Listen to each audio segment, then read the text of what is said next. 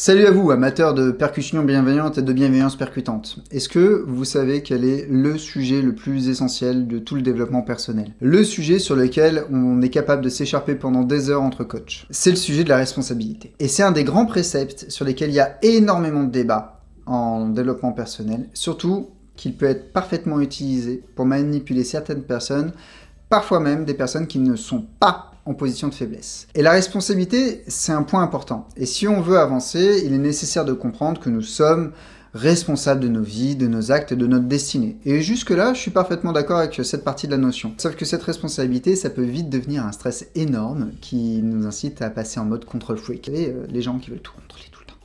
Mais heureusement, il y a des mecs en toge qui ont bossé sur le sujet, on va en parler. Le stoïcisme est une doctrine philosophique de mecs en toge qui a eu pas mal de succès et qui en a encore pas mal. Il y a eu des empereurs romains comme Marc Aurèle, des esclaves comme Épictète, affranchi l'esclave, et des hommes d'État comme Sénèque qui sont devenus des figures de proue du stoïcisme. Du coup, on pourrait considérer que le stoïcisme ratisse assez large comme courant de pensée. C'est pas la pensée de l'élite. Ce qui est intéressant avec le stoïcisme, c'est une compétence inhérente à ce courant de pensée. Une compétence qui va régler pas mal de problèmes, vous allez voir comment. À l'heure actuelle, on a un problème avec le contrôle et avec la responsabilité. Nous pensons que sous prétexte de développer de nouvelles technologies, d'avoir plus de possibilités d'être qui nous voulons, nous pouvons contrôler non seulement ce que nous faisons, mais également la manière dont nous sommes perçus et ce qu'on va nous dire. Que notre responsabilité s'étend bien plus loin qu'en réalité. Et du coup, quand ça foire, alors j'ai été aux premières loges.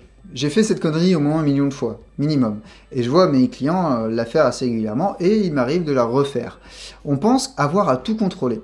Et en fait, cette idée-là, qu'on doit tout contrôler, elle nous coûte cher en énergie, en temps et en argent. On nous a enseigné à prendre des responsabilités et le contrôle, et c'est très bien.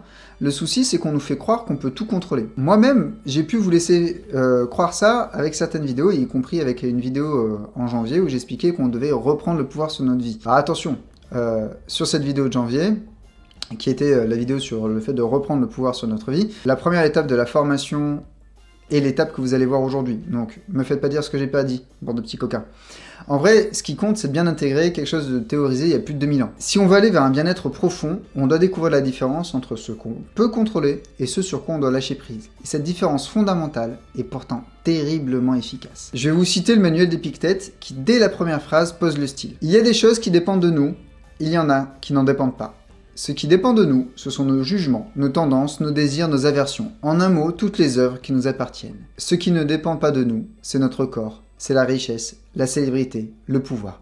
En un mot, toutes les œuvres qui ne nous appartiennent pas. Un exemple simple pour bien cerner le sujet. On contrôle la manière dont on s'alimente. On ne contrôle pas comment notre corps fonctionne ou comment il peut répondre à cette alimentation. Maintenant qu'on a bien posé cette idée, comment gérer le business de la responsabilité et pourquoi on peut nous manipuler avec? Parfois simplement en vous disant que cette chaîne a besoin de votre soutien et que si vous aimez le contenu, il est de votre responsabilité de vous abonner et de liker cette vidéo. Plus sérieusement, une fois qu'on sait qu'on a une responsabilité, encore faut-il parvenir à trouver où elle se situe. Si on reprend Épictète, c'est vaste comme sujet. En gros, on est responsable de comment on dit les choses, pas de comment elles sont comprises. C'est par exemple sur ce champ qu'une manipulation peut être faite. Regardez ce qui se passe en vous quand je vous dis, à chaque instant, tu diriges ta destinée. Cette phrase, qui peut être un mantra rassurant, vous donnant le contrôle sur votre vie, peut aussi devenir une pression insidieuse sur une page de vente. Imaginez maintenant que vous vendiez une formation pour devenir coach d'excellence comme notre poteau Max. Bonjour, ici Max Piccinini. Du coup, tu peux utiliser des messages comme celui-là. Être 100% responsable. Si actuellement, et c'est très difficile à entendre, la première fois que j'ai entendu dire ça, je me suis dit c'est pas possible, c'est pas normal. Et pourtant c'est une vérité. Si vous n'avez pas les finances que vous voulez, si vous n'avez pas les relations que vous voulez, si vous n'avez pas le corps ou la santé ou la vitalité que vous voulez, ou si vous n'avez pas les résultats ou la profitabilité que vous désirez dans votre entreprise, vous savez quoi ?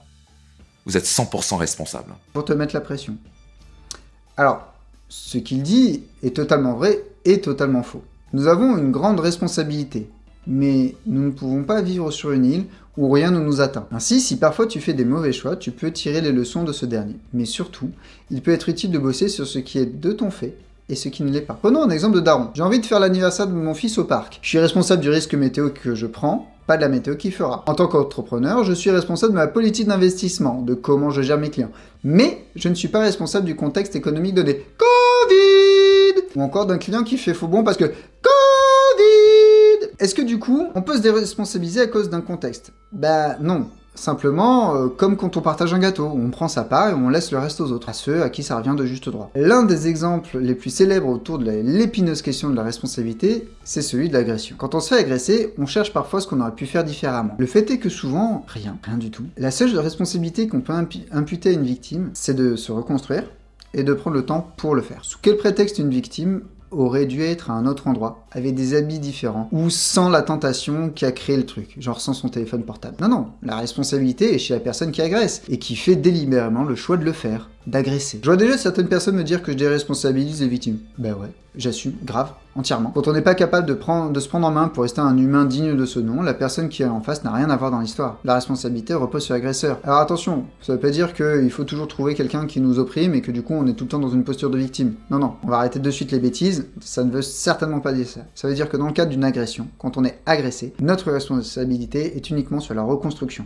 Point barre. Vous comprendrez donc que cette histoire de responsabilité va assez loin. On fait de la vente grâce à la culpabilisation. On obtient des faveurs sexuelles. Un GG. Et on emmerde les gens qui veulent prendre des initiatives en leur disant que s'il y a une erreur, ce sera de leur faute. Alors ouais. Soyez responsable de votre bonheur, de votre manière d'interagir avec les autres, de votre manière de consommer, de manger, de vivre, d'entreprendre, de créer une boîte qui vous ressemble, de tout ce que tu veux. Mais apprenez un truc. C'est qu'au milieu de tout ça, il y a des choses dont vous pouvez vous foutre éperdument, puisqu'elles échappent totalement à votre contrôle. Voilà.